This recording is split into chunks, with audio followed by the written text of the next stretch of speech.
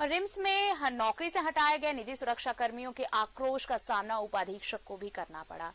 इनका कहना है कि स्वास्थ्य मंत्री बन्ना गुप्ता ने भी आश्वासन दिया, इसके बावजूद भी उनकी किसी ने सुध नहीं ली। गार्ड के जवानों ने सुरक्षा की कमान संभाल ली है, लेकिन रिम्स प्रबंधन के इस फैसले से सालों से सेवा देने वाले निजी सुरक्षा कर्मी सड़क पर आ गए हैं। ऐसे में उनमें गुस्सा है, आक्रोश है और इसी आक्रोश का सामना रिम्स के उपाधीक्षक को भी करना पड़ा। हालात ये रही कि उपाधीक्षक को अपने चैम्बर में करीब 45 मिनट तक दुबके रहना पड़ा। उपाध्यक्ष ने इसकी शिकायत बरियातू थाने में दर्ज कराई है, लेकिन रिम्स के सुरक्षा कर्मी रहे कर्मियों ने बदसलूकी से साफ इनकार किया है। के पास गए थे और वो खुद बुलाए थे कि आइए बोल के। हम लोग गए, वो भागने लगे पीछे का गेट से, पीछे पोस्टमार्टम उधर किचन है, किचन की तरफ से वो भागने लगे। तो हम लोग भी उसके पीछे हम लोग भी जाने लगे। तो बोल रहे कि नहीं, हमको मारने के लिए आ रहा है, तोड़फोड़ कर रहा है, सो बोल के। तब ऐसा कुछ नहीं है, हम लोग बात करने के लिए गए हुए थे। बुलाया था और दीदी लोग गई हुई थी, वो साथ में पीछे आगे पीछे हो रहा था।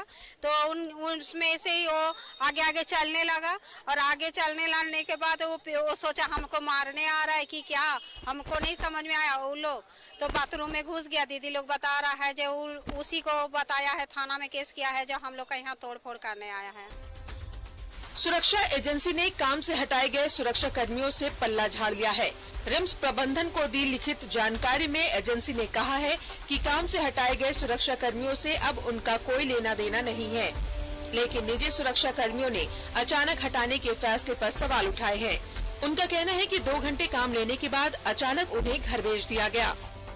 सुबह जो ड्यूटी 2 घंटा होने के बाद ही तुरंत नोटिस दे दिया कि ड्यूटी बंद है।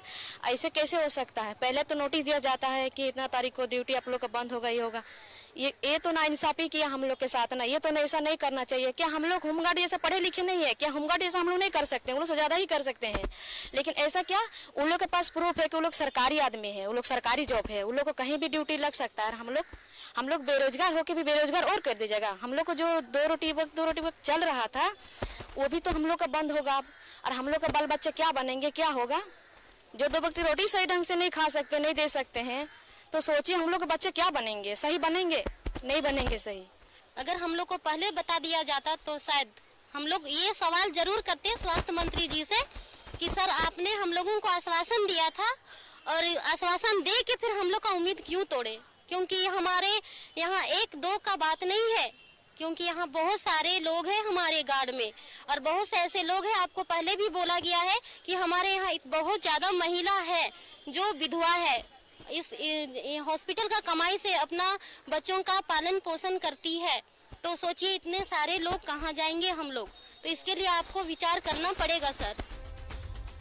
रिम्स प्रबंधन के फैसले से एक झटके में करीब 400 कर्मी सड़क पर आ गए। सालों तक रिम्स में अपनी सेवा दी, इनकी बदौलत सालों तक मलाई खाने वाले एजेंसी ने भी इनसे पल्ला झाड़ लिया। वहीं नौकरी छीनने के बाद अब थाने में शिकायत कर इनकी परेशानी को और बढ़ा दिया गया। ऐसे में इन कर्मियों ने पहले स्वास्थ्य मंत्री से मुलाकात करने और अपनी बात रखने का निर्णय लिया है, जिसके बाद मुख्यमंत्री से भी मिलने का फैसला लिया गया है। न्यूज़ 11 भारत के लिए रांची से सत्यव्रत किरण की रिपोर्ट।